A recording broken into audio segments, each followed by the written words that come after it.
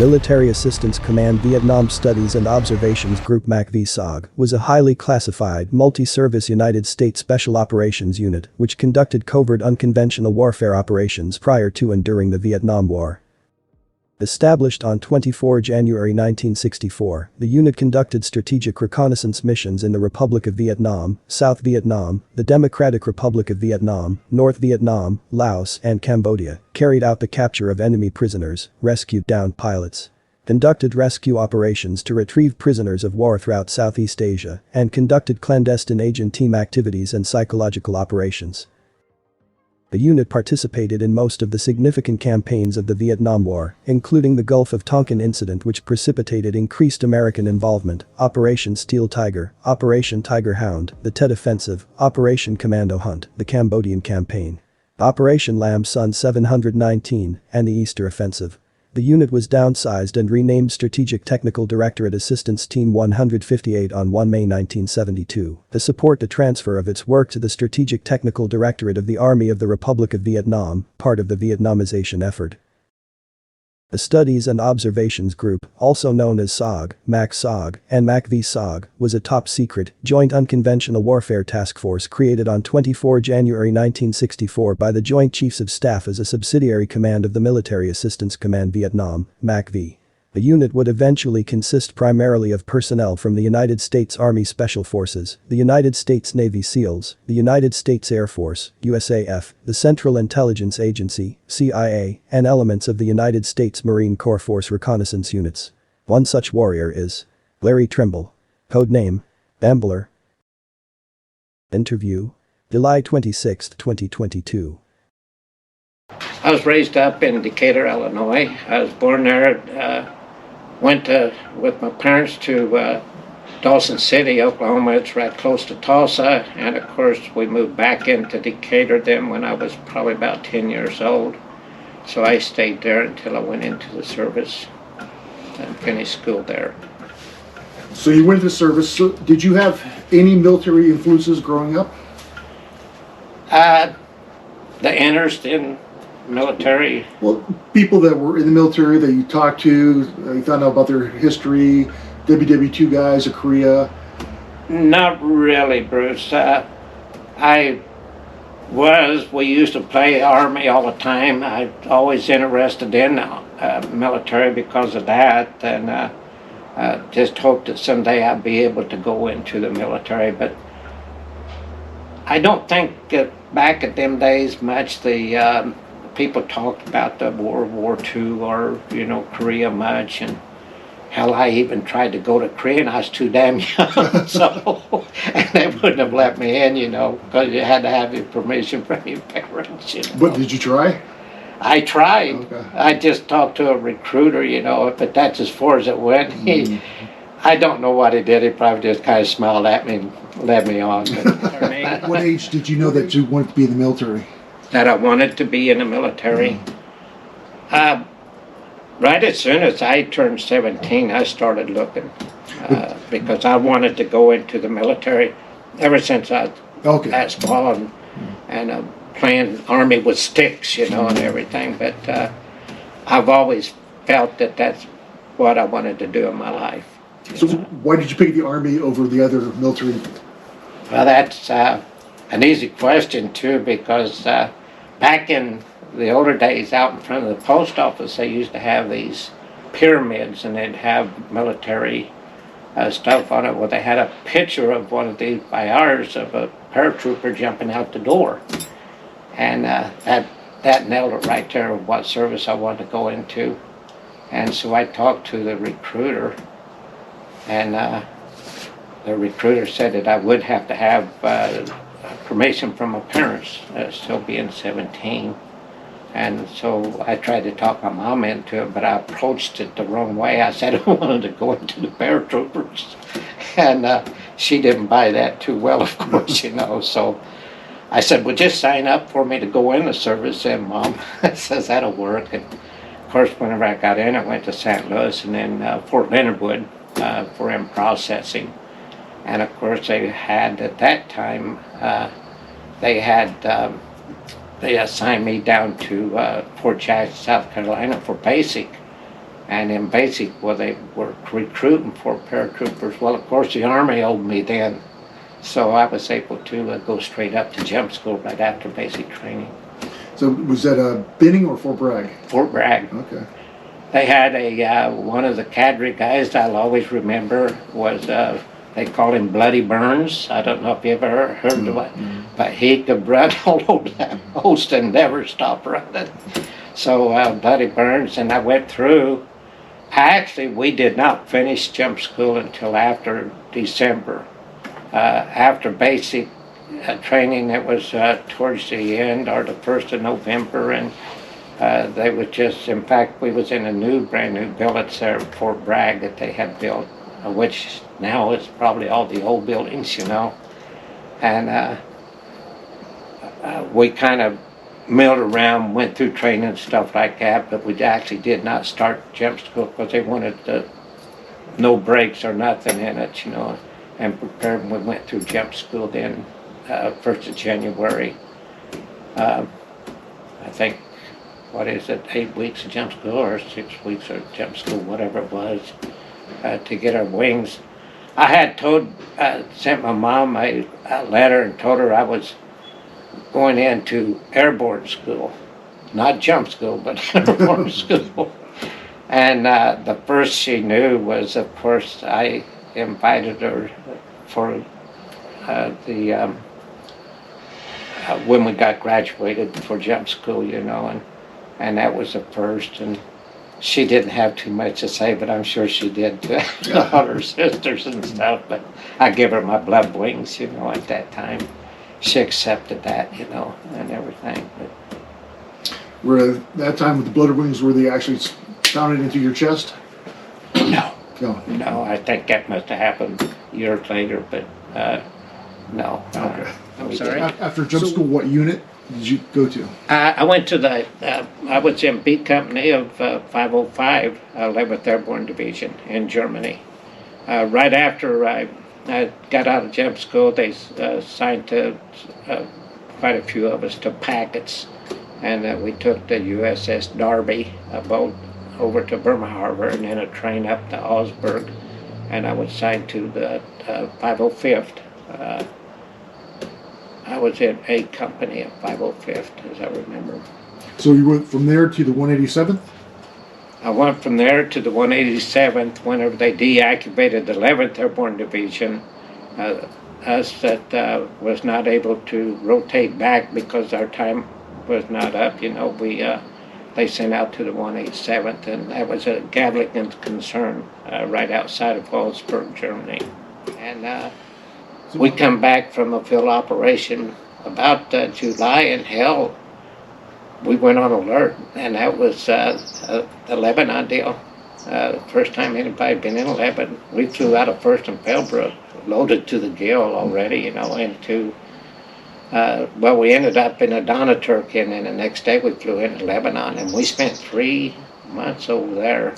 How'd you like Lebanon? It was a lot of fun. I was a BAR man, and we would take patrols all the time, you know, all the way around, and the people were just fantastic, actually, you know, they liked Americans back then. They were still using the V for Victory from World War II. Okay. And we received that quite often. I'll never forget that we was on a patrol, and we was coming up to this old fella, you know, on a trail, and he was out bird hunting, and he had an old shotgun, you know, he'd pour powder in, put a little bit of cigarette paper down, pour a little shot in, you know, and shoot birds, you know, to eat, actually. And so we had the M1s back there still, and he liked that gun. He says, oh, good gun.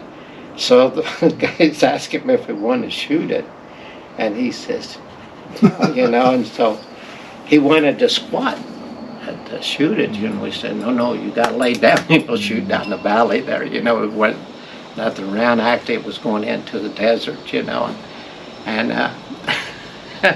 he said, no. So finally, he insisted on firing it in a squat. He just, and man, he loved that gun. I never will forget that. He loved the gun, Bruce. And he wanted it bad, you know. But we were still in the old green uniform, or the OG's uniforms, you know. And in fact, you know, back in, a company commander always had to carry a small safe, you know. And so we had to put money in that safe to buy the new uniforms was coming out, and we would have to buy our new green uniform, you know, taking in place of the OGs. And we really lucked out there because when we got back, we was in what they considered a combat zone in a way. It wasn't combat, but it was expeditionary metal type of operations, you know. It could be turning into that, but we was in that area for over 90 days, and if you are, you got a complete new issue. So the old man gave us our money back, and then we had the biggest drunk you'd ever believe. But them days also, Bruce, it was quite interesting, because I tell you what, when we come back, we was in isolation, going through medical station for shots and everything else, you know, and checking for worms and stuff, you know. And, So how'd you get into Special Forces? I went to, of course, back to the States. I was in the 101st, and we got assigned to go to, well, we didn't really know at the time that we was going to Vietnam, and we did go by boat, and I told you going over. And I wasn't real happy with the conventional units. I couldn't really tell you why, Bruce. Just too much stuff going on, I reckon. But whenever I got back to the States, I said, I'm going to go to Special Forces. I heard about the Special Forces, and that would have been, I think, around 1966. That's when I went through that training group. So in 65 you were in Vietnam with the 101? Yes. Okay. Yes. We went over, General Leroy Eltinge was the name of the ship. We had attachments and everything with the 1st Brigade, and I think that were around 3,600 people, including all the attachments and everything, and that boat was so damn packed, you know, you couldn't move. It was terrible, you know. So we was all ready to go. Once we got over there, it took a long time, I think 21 days to get there, after we had drifted back across when the boat broke down, you know. Midway over is when they did let us know where we was headed. We knew already, you know, through rumors that we was heading to Vietnam.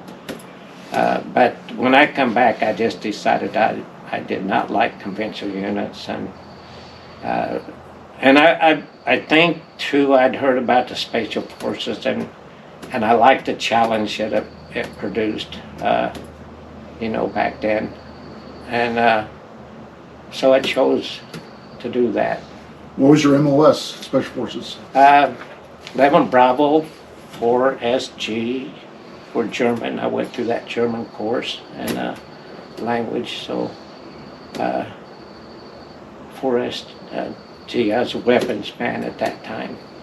So going through 4SG, were you slated to go to Germany? Pardon me? Were you slated to go back to Germany for with 10th Group? No. No? Okay. I never was in a 10th. I tried to join the 10th from Germany. They wouldn't let none of us left the 10th organization. Okay. Well, I don't know, but we was all denied, you know, going. And that was also part of, I think I started hearing more and more about the 10th Group, you know, about Special Forces and stuff. And I really felt that was a... So what group were you in when you first got into Special Forces? When I first got in Special Forces was 5th Group. Okay, it was 5th Group. Yeah. Okay, at Fort Bragg? At Fort Bragg. Well, yeah, right after I got out of training group is when I got assignment to go to 5th Group in Vietnam. And then when I come back, I was assigned to 5th Group, you know, when I got back from Vietnam. And then I think I went back to Vietnam again, but I was not in SOG then. I was down at Dong Ba Tin training the Cambodians. And then I was in 10th group up at Devon's for just a while, you know. How'd you hear about SOG the first time? When I went to Vietnam, right after getting out of training group, when I got there, we went out and did that training on that little island right down by Nha Trang and come back, and people started talking about SOG, and I'd never heard about it until then. It was kept pretty quiet, you know. And whenever we'd get assignments, you know, out of the personnel section of where we would be assigned there in Nha Trang, they assigned me to A Company. And I was walking away, and I was saying, oh, crap, A Company, I want to get in that SOG. The guy overheard me. And he turned around, he says, hey, come here. And he said, I heard you say you wished you had gotten SOG. And I says, yeah. And I'm saying, I'm trying, I don't know how I said most of this stuff, Bruce, but that's what I feel that I said. I said, I wanted, yeah, I'd like to get into SOG. You know anything about it? And I says, just what I've heard here, you know, since I got back. He says, I'll fix you up. So that's how I got into SOG. So what did you hear about it?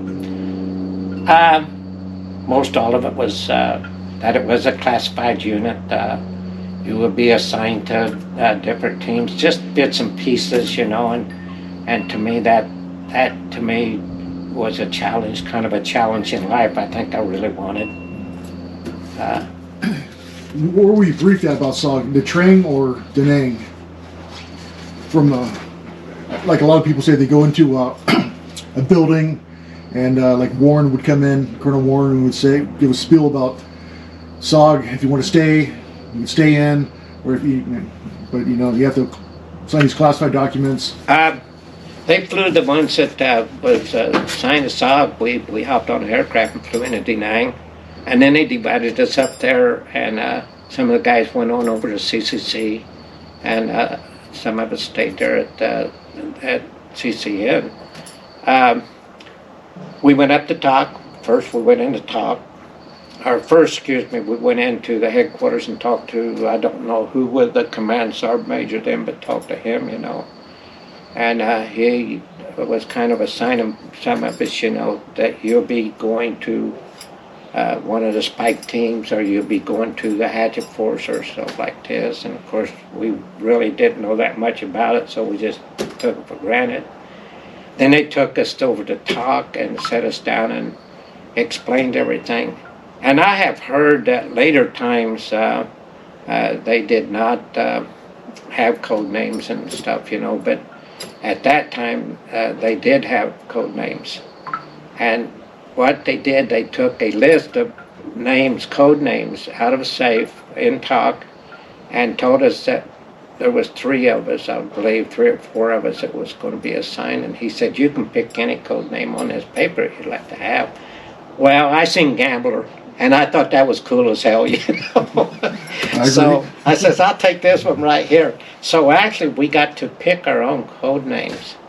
And of course, I guess why they probably quit that later. I heard they had quit giving code names, but we never used them. Of course, when everybody started calling me that, and even back in the States today, a lot of people still, you know, call me Gambler, you know. And, so it's just Gambler, not the Gambler? Just Gambler. Okay. Well, Gambler. Yeah, okay. But I know Gene, some of the guys say the Gambler. You know? Like when they talk at me about me, you know, they say the Gambler, you know, or something. But so what team were you assigned to? I was assigned to Team Rattler, and of course that was, I can't think of the 1-0. He had just got hit in the shoulder. He was an Indian, American Indian, and I can't remember his name, but he got hit in the shoulder, so they were short man, you know. And we was kind of asked what teams was available you could go to. and just about all of them was available because there wasn't many guys running SOG, running the operations in. And I kind of liked Rattler. I thought Rattler was a pretty cool name also. And so I started training with them. Were you the 1-2? I was a 1-1. A 1-1, okay. Yeah, there was just actually two of us on there. A fellow by the name of Ed Ames, took over as a 1-0. But there was just two of us Americans on the team. So he was a 1-0, I was a 1-1.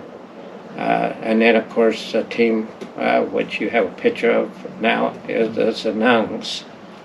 And how many total Nangs did you have? I think there was around 6 or 7. And all of them, I think, is in one of them pictures I had given you. There must have been 6 or 7 is what we had on the team.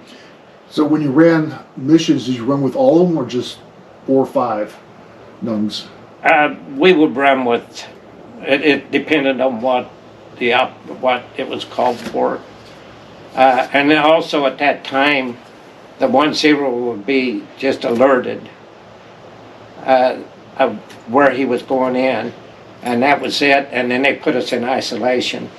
And in isolation, actually was Bob Ward, you know, and we stayed in there for 4 to 5 days.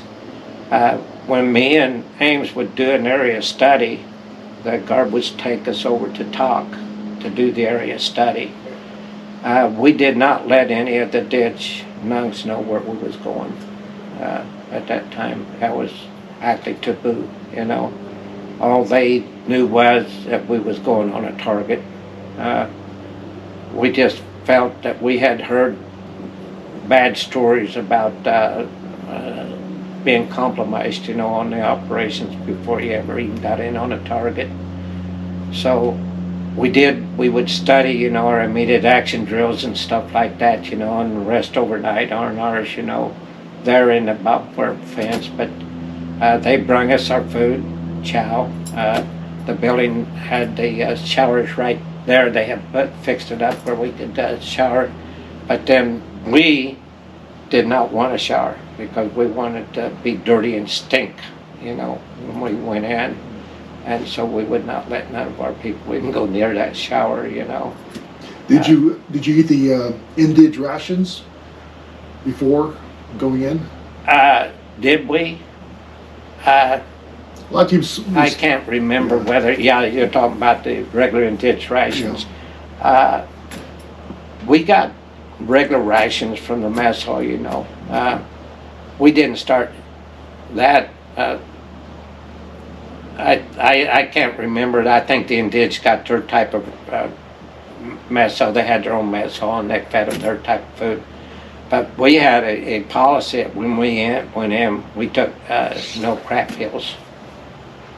And that was just our policy, which I thought was a good policy. And then, of course, when you come back off of target, you know, whether you shot out or got X'd out, you know, you'd take crack pills where you could go to the bathroom, you know. So most of the guys' system today, I think, is goofed up from that type of operations, you know.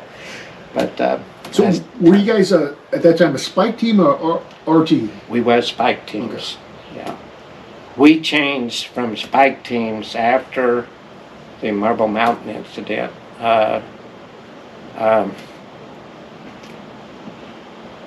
So that must have been October, August, September. Probably in the mid-October is when they changed to RT teams. And the reason I say that is because after I come down, that's when I went to, you know, the old Thundercloud team. And actually, me and Westerfeld got to pick out a name for the team. Okay. Because of it being Thundercloud, excuse me.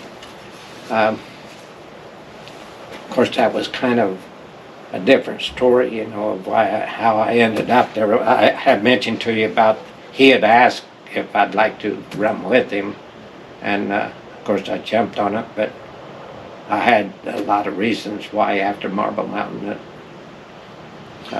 the Nang's run out on me, Got it. you know. So So how many times did you go across the fence with RT or Spike Team Rattler? I think we had maybe 2, and then 1 in-country operation. So you were at FOB-4, later designated CCN at Da Nang, August 23rd, 68. FOB-4 was attacked by a large Sapper element. Can you tell the viewers a little bit about that attack? Yeah, it was 2 or 3 days before the attack was August the 23rd. 2 or 3 days, we have been alerted, Team Rattler, that we would be moving up as a listening post on Marble Mountain. And the pictures there shows the team as we was actually preparing ourselves to go up there. Me and Ames went up and you know, did some research and stuff, you know, of Marble Mountain, and you couldn't tell much, you know, actually. So all we did was really in preparations, what we thought we might need and stuff like that. And that afternoon is when we traveled up to the top of Marble Mountain. We was pretty lucky. We had 5-gallon water cans. So we had an old 3/4 ton truck there in the compound. And of course we walked, but they carried most of our gear that we was taking, you know. We had an M60 machine gun, a couple of M79 stuff, and we just put them in the back of that 3/4 ton truck, you know, and carried just our hand weapons, you know, up to the base of the Marble Mountain. And then of course we had heard stories about being booby-trapped on the steps and stuff, so was very cautious going up, and it did take us a long time to get to the point to where we was heading. As we went up, as I kind of mentioned earlier, there was a Buddha temple off to the left side if you was climbing the off of the highway, I think climbing the stairs, and off to the left was where the Buddha temple was. It was a cave-like back in. Then as we got at the top of the stairs, and it turned into just kind of a walk then of whatever it curved to start curving around a little bit, and off to the left was an open area. There had been somebody then we went off to that left area, and we was looking for the highest peak that we could get on, and there was actually a rope down, you know, that you could climb up.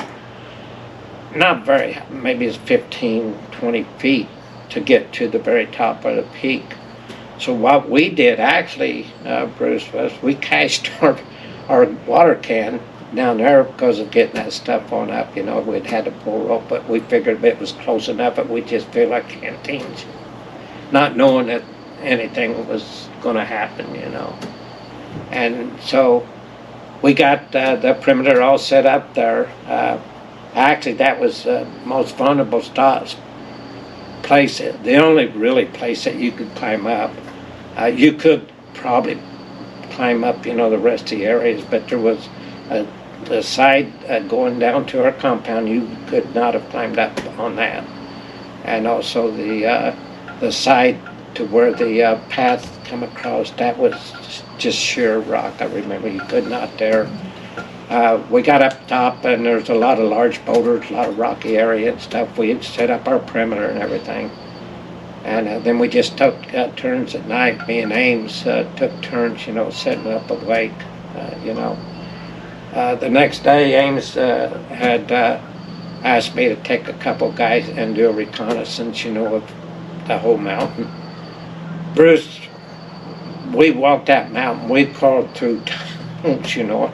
I was little enough that we would crawl through where we'd crawl through an area you couldn't hardly get to the top, and we looked all over that mountain, and in fact went into the Buddha caves, and it was an eerie feeling.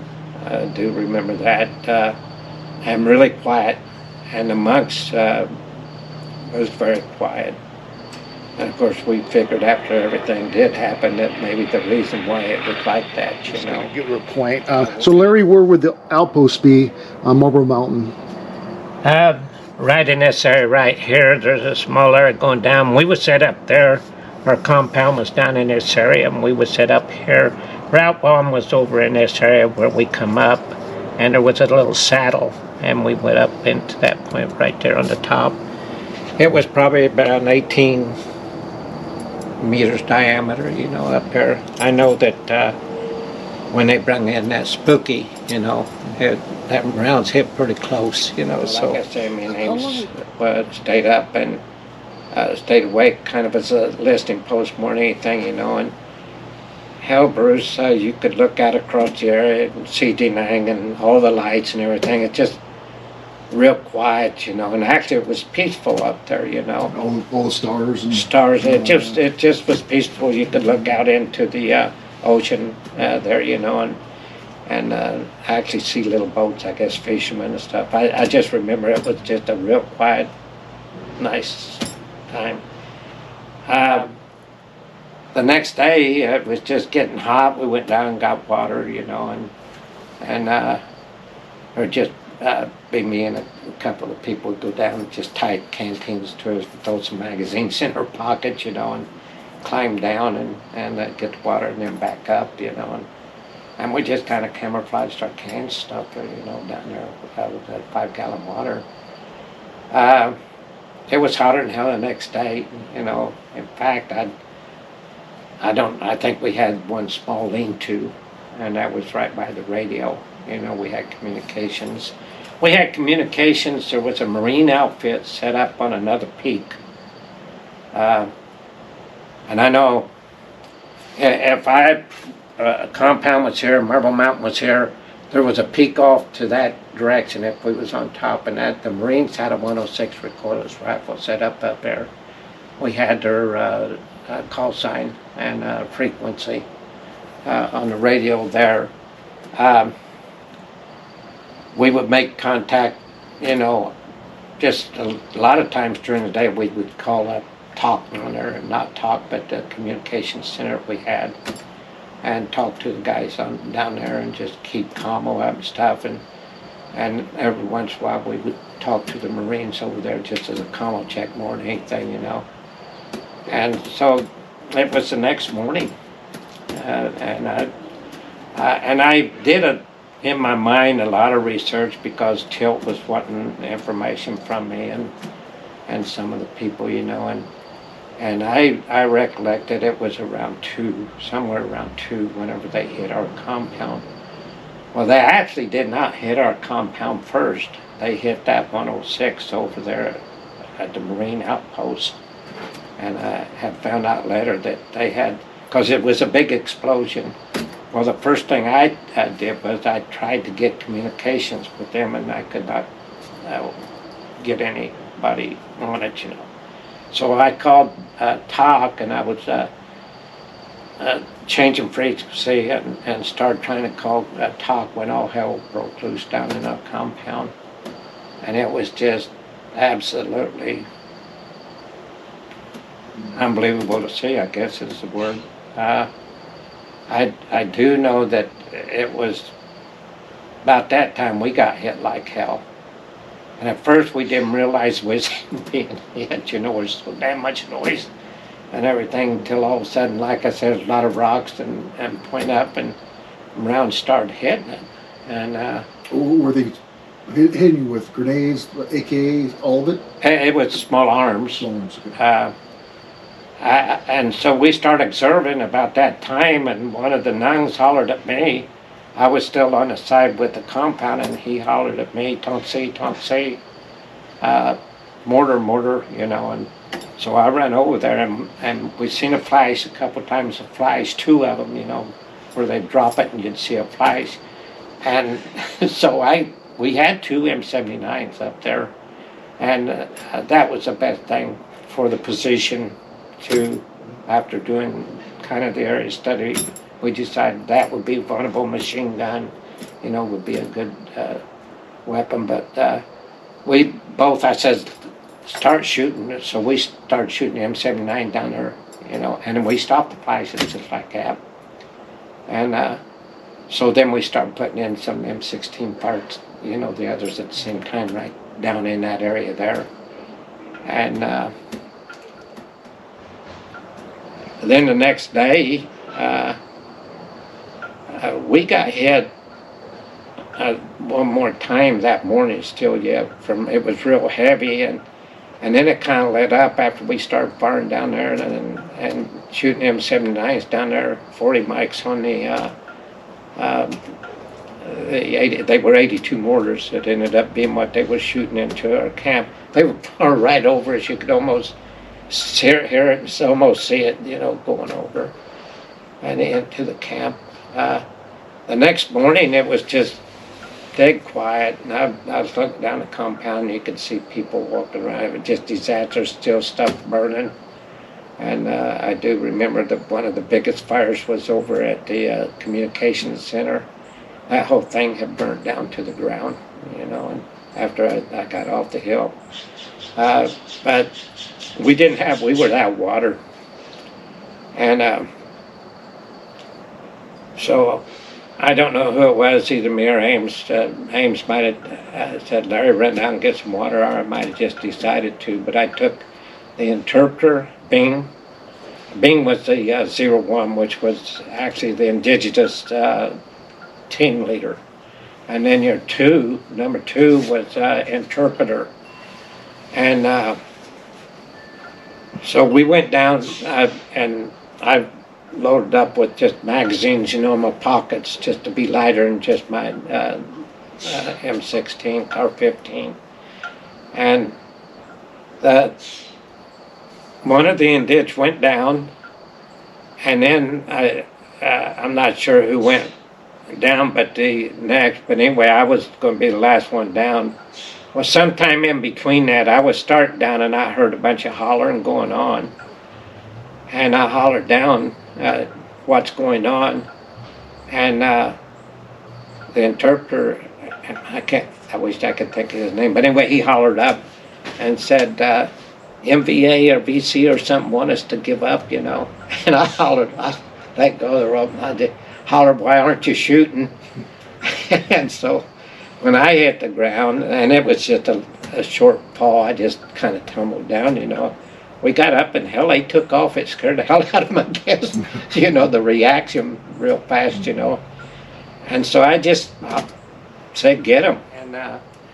And so we was going around that path, because they took off back towards, the ocean or the marine, where it goes on over and down the hill towards that marine amphibious outfit. And I hollered up at Ames to throw me my low bearing equipment. And so he did throw it down, and when I grabbed it, I didn't find this out till later, but I had one of them knives that they call SOG the Trang had give us, and had broke that knife too. But anyway, I grabbed that up, and we continued. I had hollered at Ames, I said, oh, watch out, force in front of us, and use that machine gun. Anyway, we kind of run on up there and run across that 82 mortar. One of them was still sitting with just brush up against it. And I said, hollered, grab the tube. And I do remember saying, not the base plate, we don't care, just get that tube. We didn't have anything, to destroy it with. So I decided we'd take it with us, and I seen a rucksack, I grabbed it. And I said, I do remember saying, and I don't know how I said it, but let's get the hell out of here before they get their act together. Something in that words, So we took off running back down there, and I was hollering at Ames at the same time to throw some ropes down. And we had them Swiss seats in, and he tied a couple together and threw them down, And I don't know where he got all the rope. We had extra enough to get to the point where we was, And then we tied that equipment. He pulled it up, and by that time we was kind of in a small firefight. It wasn't a heavy one, but we was trying to get back up to start up the rope. And anyway, I was the last one down. It was kind of our policy on everything, that American would be the first in and last out, of no matter where we was. And Ames had called down a talk and told talk that we had captured some equipment. And they sent a King Bee up, you know, and it couldn't land, all it could do was hover. And I was climbing up, and Ames jumped on the damn chopper. I hollered at him, said, "Where the hell are you going?" He said, "They want me down in talk." And so he took off with them. So, and I don't know, you know, it was a hell of a lot that went on, and I guess I had to really sit down and think a lot about this, Bruce, before whenever Tilt was asking me, you know, to give him some information on it. But I do know it was hectic then, and I do know we was hit a couple more times during that day, and had to get reset back up and everything. And I talked to him down at Talk, and asked when Ames was going to come back up, and there was so much turmoil at that time down there, you couldn't hardly talk to nobody, even, you know, on the radio. And so anyway, we just sat back up, and I do know after everything kind of got settled down, it was later in the afternoon that Colonel Warren called up, you know, and asked what we needed up there.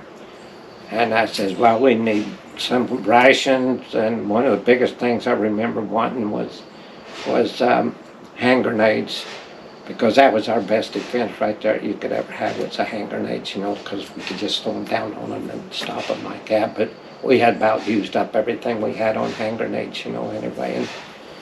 And he said, anything else? And I do remember, I says, yeah. I says, we need cigarettes.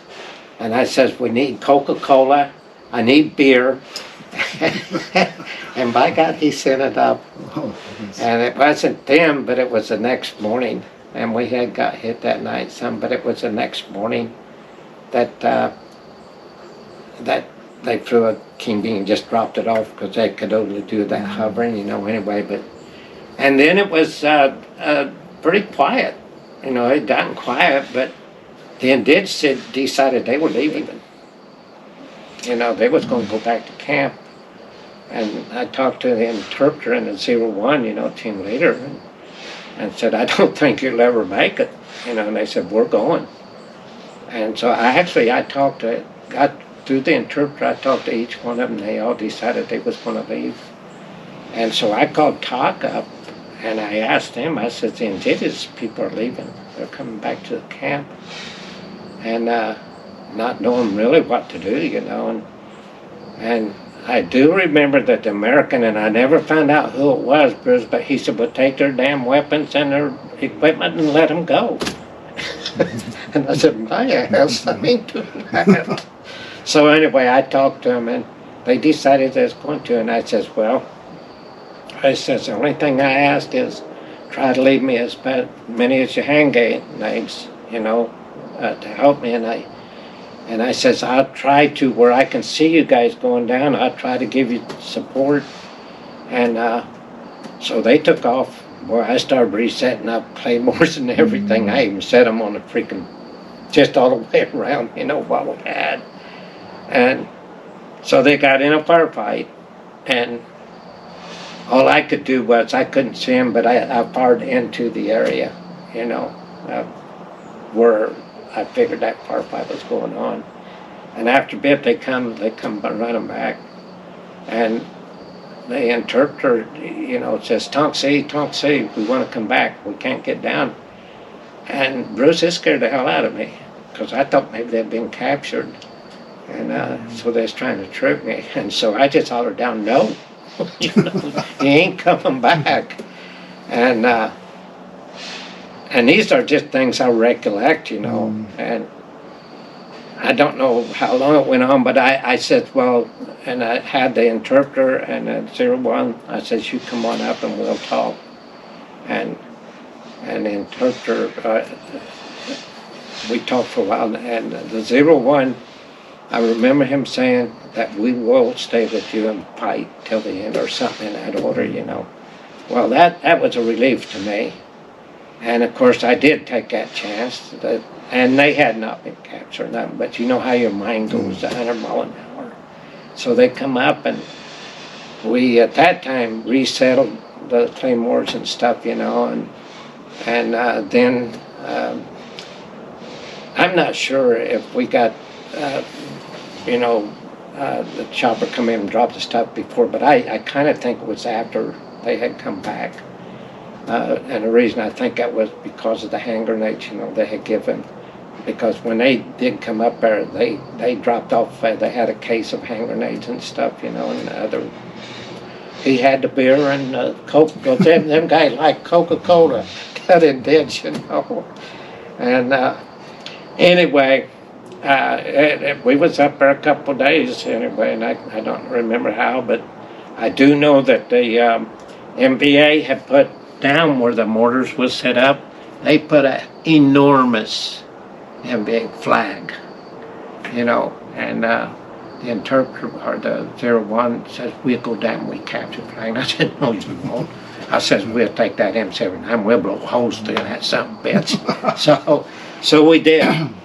And it was probably laid up because it got quiet after that. The flag stayed there. It just got quiet. And it was over. Didn't see any of them leaving, so who knows? Infiltrate out was through caves maybe or whatever, you know. But then they finally got a king bee up there and picked us all up and took us off the hill. I think we stayed up there one more night. Were you replaced by another group? Not at the time. I had neglected, in fact, forgot to tell you about, they did try to send a hatchet force team up to relieve us. And that happened before the Indige took off. And they could not get up the hill. They could not get up the hill, and they had a couple wounded down there at the base where the steps was. And there was that many NVA there? Or VC? They got in a heavy firefight. You could hear the fight going on, and I thought I remembered who the American team leader was, but he said that was not him. You know, when I got back in the camp, who knows? There was so much going on. Anyway, they couldn't get up the hill to relieve us, and that was before the team left me. They left me by myself, and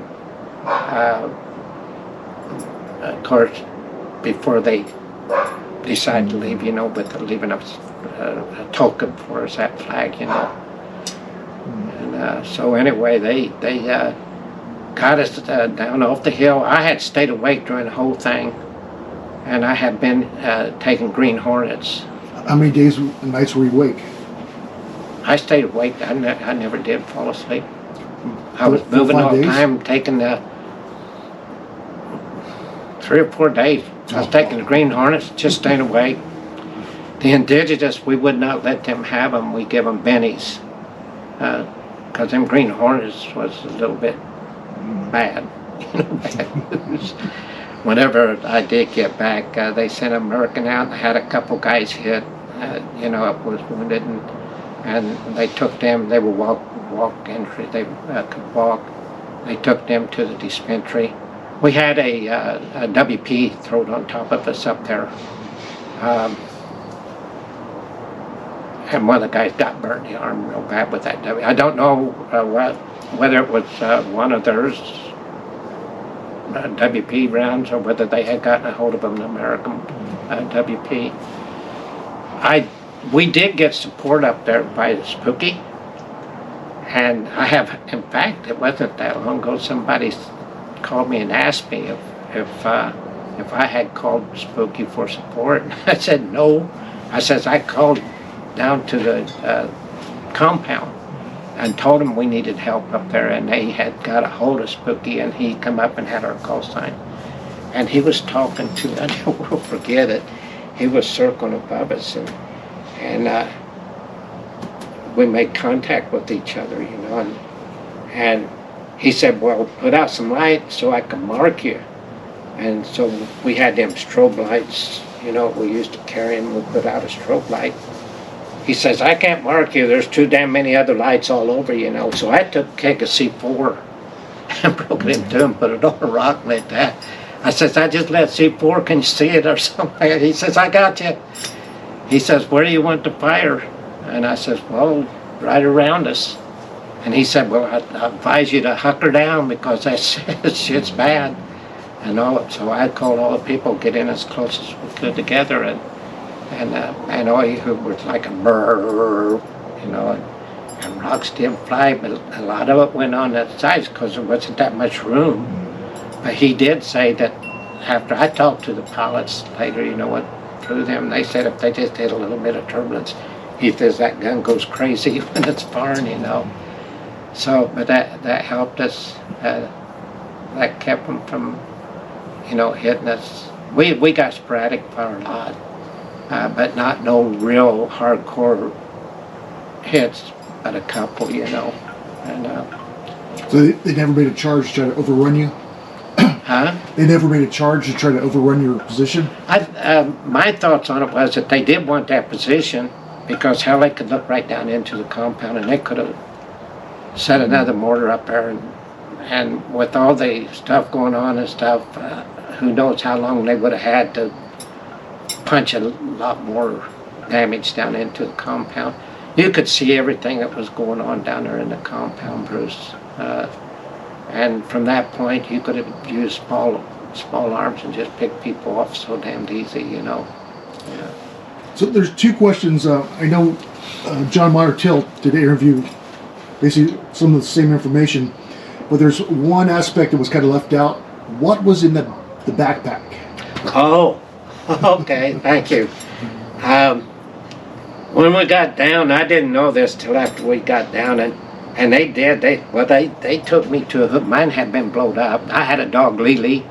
Her name was Lily. She got killed. She was in a hooch, and they had threw her. So they put me in another hooch, and held one of the medics gave me some medicine just to make me sleep. My damned eyes wouldn't close. And after all that, well, they took me up for debriefing. And they had, in that rucksack, they had found information that they were going to hit the Marine amphibious outfit the very next night. And that did not happen, And the Marines, this was a shock. And Ames, I don't know whatever happened to him. I didn't ever see him again until at Fort Bragg. Anyway, the Marines sent a 3/4 ton truck over and picked me and the team up, and they told us that the Marines was coming over to get us, and they had a picnic for us or something. I forgot what it was. So me and the team got on. They drove us over to the Marine amphibious outfit, and they had an officers club over there building, and they took us in there, and they had a barbecue for us. All the drinks we could drink, and of course the Indians, all they drink is Coca-Cola anyway. All they could drink Coca-Cola.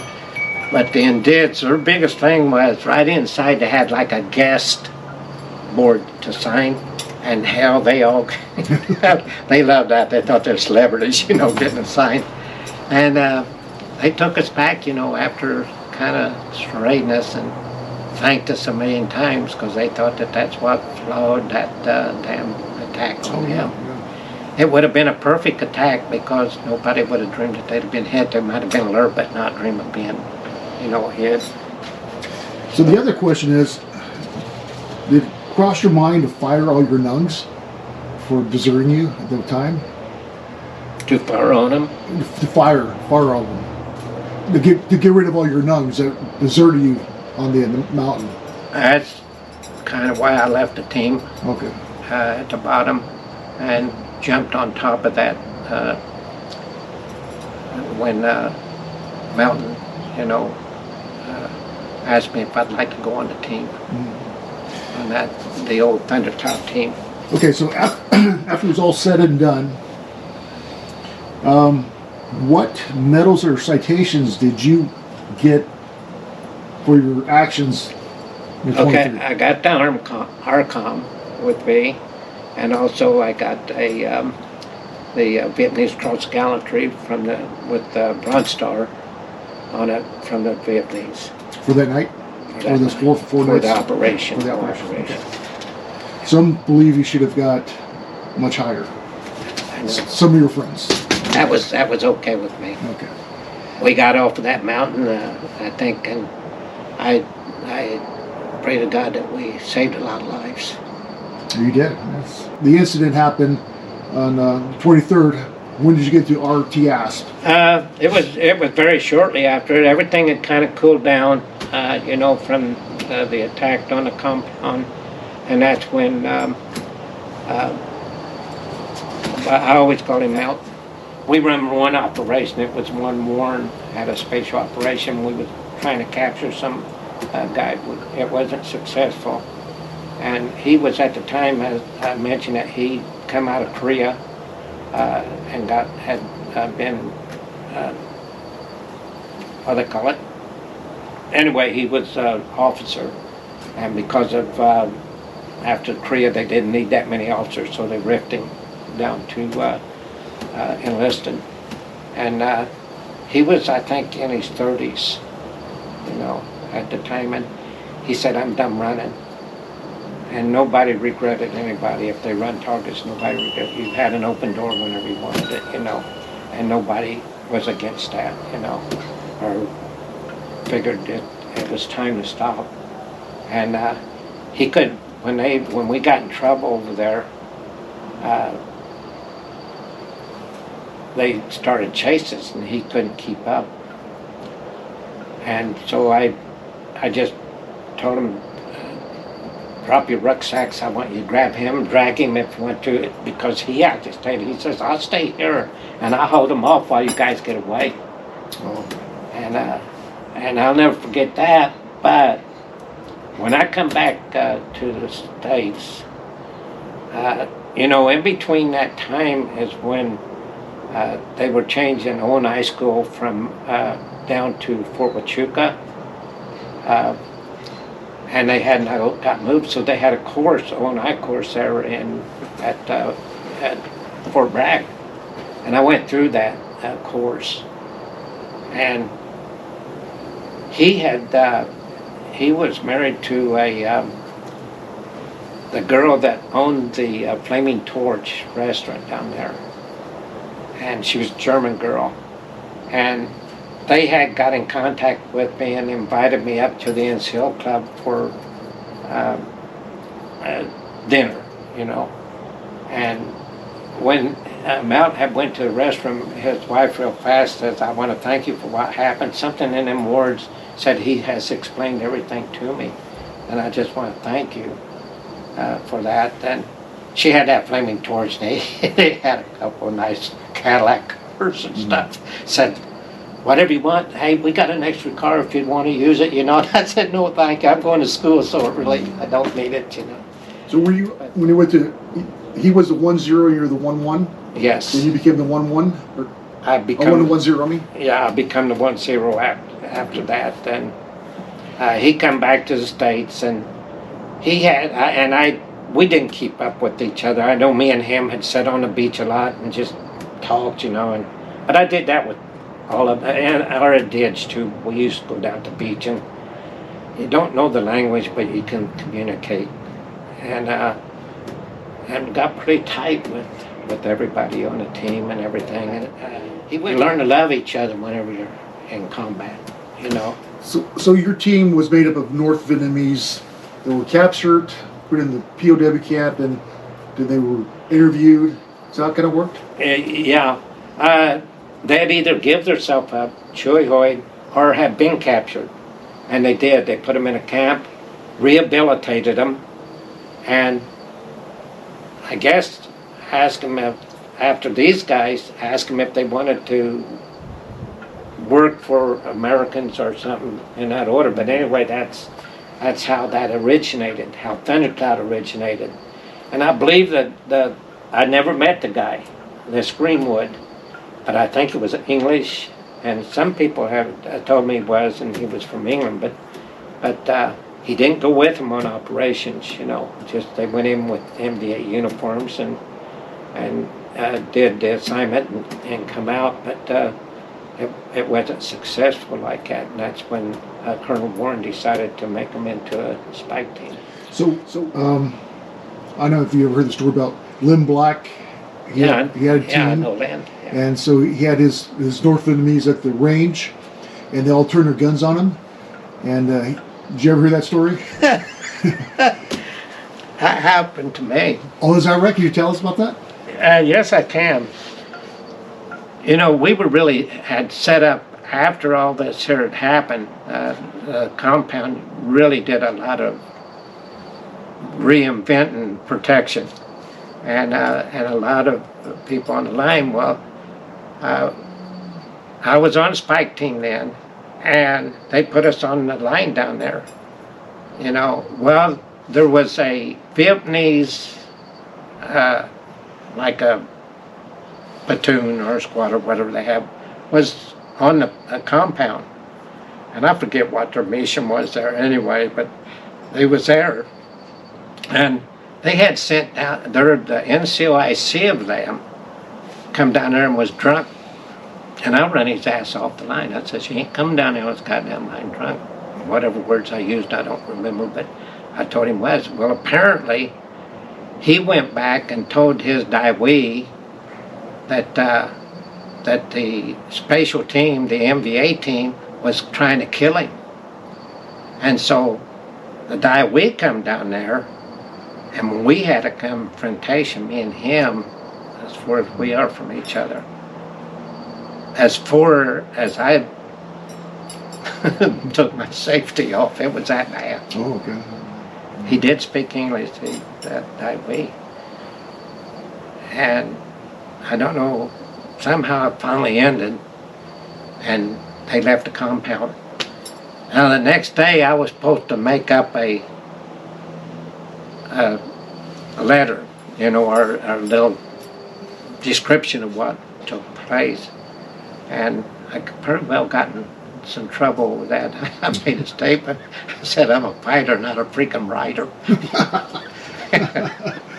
That's almost the exact words I don't.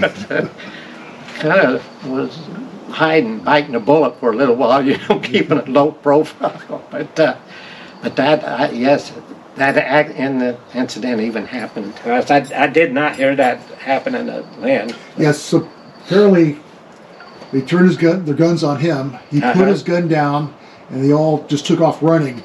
So we called the talk, and they sent him some helicopters and found the guys. Yeah, yeah. Yeah, that, though, I had heard that with them, but a lot of things happen over there, you know. So what is your funniest story that happened while you were in SOG? Pardon me? Your funniest story that happened while you were in SOG.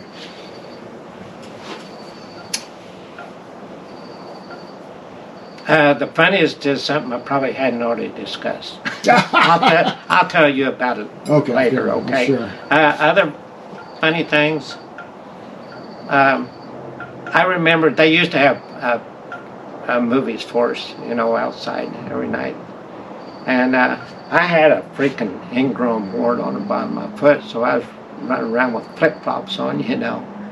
And I don't know what happened. Anyway, somebody on the line fired or something, and everybody just took off running, you know, for the hooches to grab up their freaking load-bearing equipment and stuff. And I couldn't even walk on that foot, so I don't know how I got it. But that was probably the funniest, but I'll explain the other one to you at another time. So there's a picture of you with Martha Ray. So Martha would visit the SF camps, including the SOG camps. I even heard she went up on the relay systems you guys had, Hickory and the other one. Anyways, yeah, and I don't doubt it. Martha Ray was quite the lady. So, yeah, she was very courageous and delightful woman, according to the SAW guys. Okay, so she would drink with you guys. So you drank with her that night. Who drank more? I've drank with that lady a few times. Okay. And even my wife got the Could she keep up with you? Oh, hell yeah. Okay. She drank vodka and water. Okay. Vodka and water, if I recall. And, but yeah, she was quite the lady. I had given the picture, you said there's a picture. I didn't know that existed. And the way that picture was found was my youngest boy, he worked out here with the halfway house, or I guess it's a halfway work kids that's in trouble, but they're trying to recoup them and make something out of them, you know. Anyway, he worked at that school, and he had went to work one morning, and he was wearing one of the SOG shirts, rider shirts, and they said, "Oh, you was in a war or something." He said, "Well, no, my dad was in that war, you know, Vietnam," and they said, "Oh." So they looked it up on the internet and brung a picture in to Brad the next day. So Brad brung the picture home and showed me. He said, "Dad, you remember?" And I said, "No, hell no, I don't." How'd they get that? I don't know who turned that in, but it was on the internet some way. But I had given Martha Ray, I had given her a K-bar and a rain jacket, you know, that night in the club. And on the picture that exists there. Yeah. And in fact, I went down to her house when I come back down to Bel Air when she's down there. But she always, you know, come in, we'd all say, "Where's Maggie's drawers at?" You know. Well, she'd always bring a little bikini, you know, and to all the bars that she'd go to. That guy right there is in trouble. It's a squirrel. He come around here and screwed up and got in all my pants the other night. But yeah. What year was your first year at the SOAR? Yeah. What was your first year going to SOAR? I want to say, would 81 sound about right? There was a couple before my numbers. I think 169 or something like that. Yeah. So it started, I think, 77. Okay, so it would have. If it started 77, then it was 81, not 7. So then. Well, yeah, I hadn't even retired yet. Yeah, they went to Thailand 1 year, right? Yes, they did. One of the early years. Make it. Yeah. I didn't go on that, but I do remember them doing that. So I'm going to say about 81 then when I joined them. So was it therapeutic for you joining SOAR, going to SOAR, seeing your old friends and talking about memories? And yeah, the first one I went to was at the Landmark, where they had the big tower. I know they didn't have the rooms in. We had little cabins outside there in Las Vegas, and they put one of the guys' room, and they put all the beer in a bathtub. But yeah. So your first one, how many guys were there? Oh God, I don't know. There was seemed like there was a lot there, Okay. but you know, of course, we was elbow to elbow in them little rooms, you know, and then go outside, you know, to have a beer out there at the Landmark. So they say the early ones that there was, you guys were pretty wild. Some fist fights, and someone says one of the hotels they were rappelling off the roof. They kicked them out of the hotel. Was it like that back then? I would say yes.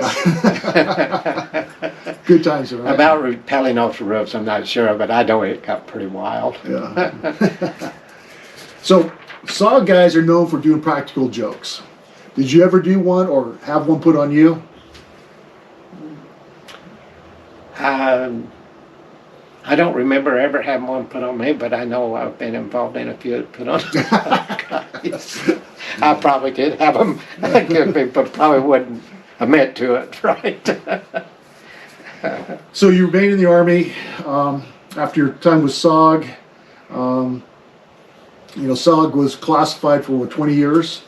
Mm-hmm. So could you talk to fellow soldiers or family, friends? Did they understand? I mean, or did you keep it inside? Actually, I had honestly kind of forgot about it. You know, when we did leave SOG, we had to sign a statement. I don't know if you knew that, but we signed a statement. We'd never reveal what we'd done.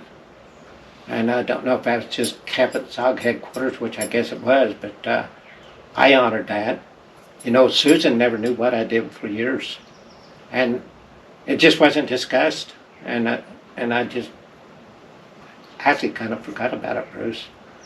You know, I did have memories of different ones, you know, but had good, bad memories. Not nightmares, or memories, you know.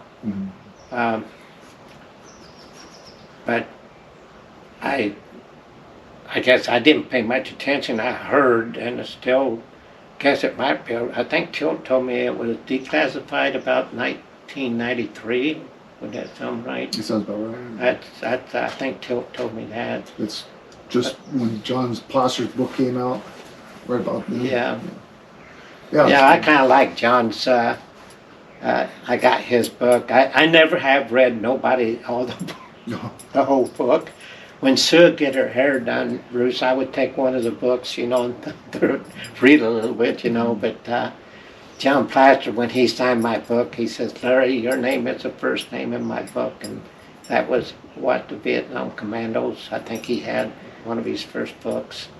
And that's when we was working on that. You haven't never lived until you've almost died for life as a flavor. Only a recon man will ever know. So, I think, is there anything else you would like to talk about? No, sir. Okay. Thank you very much for the interview. Thank you much for your service. So this concludes the interview with Gambler. Not the Gambler. Okay, thank you, Bruce. Thank you. Larry Trimble, a true American hero. If you enjoyed this interview, please subscribe and give us a like. We are conducting more interviews with the assistance of viewers like you. Your donations will assist us in recording the history of American heroes. You can donate on the history of MACV-SOG www.sogsite.com. There is a donation page. Or on PayPal. Donate to Special Operations Group at Comcast.net. Please visit the history of MACV-SOG www.sogsite.com. Become a paid sponsor for this project. Contact us at Special Operations Group at Comcast.net. Paid sponsor. Everything Special Operations. www.everythingspecialoperations.com. Leading source of special operations products. For all other special operations products, visit Special Operations Group at www.norbay.com.